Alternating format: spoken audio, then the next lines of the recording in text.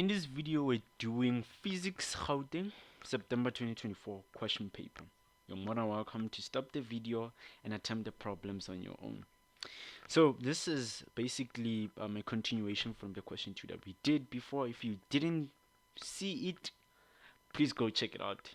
But then it's a separate question. That was the Newton's type questions, right? So now for this one, we've got vertical projectile, of which motions, that are projected. Right, so we've got Q3 and it's coming here to 3.1. Now for 3.1, it's definition free fall. We're going to say free fall basically it's the motion into a body only experiences only one force, which is gravity, right? So that's the definition of it in simple terms. But if you want it in marking guideline way, you can just say the free fall is the motion of which a body moves under the influence of gravitational force. Yeah, that's the way you can do it. But please do check your marking guideline, as it's most important to check those things. Now for 3.2, we have to read our question statement there above. I'm not going to erase this. A tennis ball falls freely from rest from point A, which is 44 meters above the ground. The time taken to fall to the different positions B, C, and D is different, or is given in terms of time t as shown below. This is not a cup of tea, by the way, it's just T, the T of the alphabet.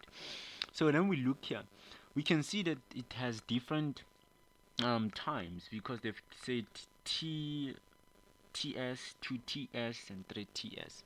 Okay, that won't be a problem. But then we have to identify what are we given. So we're given what? We're given the V initial, which is what? 0, because of what? The rest, right? From rest, which is 0. And we're given what? The change in Y, which is what? Which is 44. Change in Y, which is 44 meters. And it's positive, by the way, because of the direction that we're using. I forgot to note that one.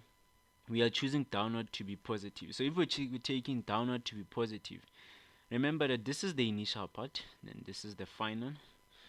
So yeah, I don't think you'd have a problem with that one. I was just trying to explain the change in Y. So you know that this is the 44 and this is the 0, those type of things. Don't confuse yourself, please. And then the A, it's 9.81, and you're done. As long as you have 3, you should be good, right? Now let's come back. Which equation of motion are we going to use? The equation of motion that we are going to use, it's this one. I think it's the third one on the formula sheet. I'm not sure, but then yeah, it's this one. So after writing it, you're going to get a mark, obviously, an automatic pass. So from there on, you're going to say 44. It's equals to the V initial, which is just 0. Just put this for the sake of putting it, and the 1 over 2, 9.8, right? And the change in T squared. Now here comes a thing we have to talk about, the change in T. For the change in T, we're not just going to put the change in T squared itself, we're going to put 6 T squared. Now obviously you're asking, why are we doing that, sir? The reason why it's because the ball is falling at different times, and they've defined it by a number of values. They've put it in proportions. They said 2 times T, TS, and 3TS. So I just combined all of them, and then I got 6T. Now also one student would be like, okay, so does this mean if I get the question and then they say T, should I add them up, all of them? In that point, I think you don't need to do that. But if it comes up, we can do it together, and you're more than welcome to tell me which type of question paper you want me to treat. Yeah. But then yeah. So it's going to be 44, which is equals to, let's do the math. Yeah. It's 4.9 times 6, which is going to, it's not 6, it's 36. Yeah, 36 because of the square, right? So it's going to be 176.4 T squared. Then we're going to divide both sides and it's going to be 44 divided by 176.4 t squared, and your t, it's supposed to just give you 0.499 seconds.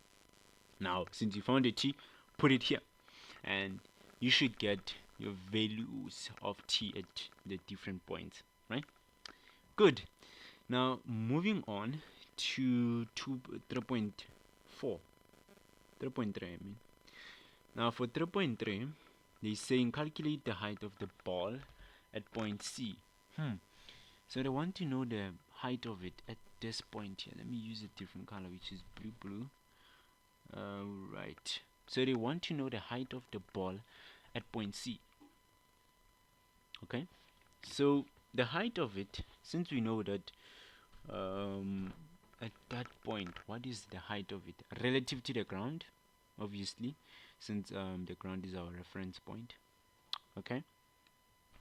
So in order to find the distance of it, we're basically going to find a value, let's say the specific distance at which where it is. Let's say it is 10 meters above the ground, and we're going to subtract it from the 44, right? Yeah. So when we look at it, what should we use in order to find it? Because remember, we have the v initial, which is 0, and we have the time now. So what else are we missing? There's nothing else we're missing, right? So we can just proceed with our calculations. Use the same formula, by the way. So we're gonna say changing y, it's equals to v initial changing t plus 1 over 2 changing t squared a, by the way. Please put the a in its respective place, by the way. Now with the v initial, it's 0, so it's just going to be 0 plus 1 over 2, and then our time, it was 0.499, right? So it's going to be 0.499 squared. Then we multiply by the 9.8, and we should get the point at which this one it is. And now here's something I think majority of us forgot. What if I write 0.499? I don't specify at which point, you see. So you have to be specific when you're using this formula. Here's why. Remember this, we're looking for the distance the ball is above the ground, right? It didn't say above the ground or anywhere, so let's just say above the ground or something. So this means we're looking for this part here, right? And it is 3s, the time is 3s. So you have to multiply the time by 3 at that specific point between C and D. You see, you're specific when you're using your time. Your time, you're saying, okay, I'm using the time between C and D. So basically I should get the distance between those 2 points. Happy? Right. Now from there on, we can just say put a squared, and then yeah, we should get our answer, and we should get it as 10.9.8. Yeah, I got 10.9.8 on my side, and it's 10.9.8 meters. Correct.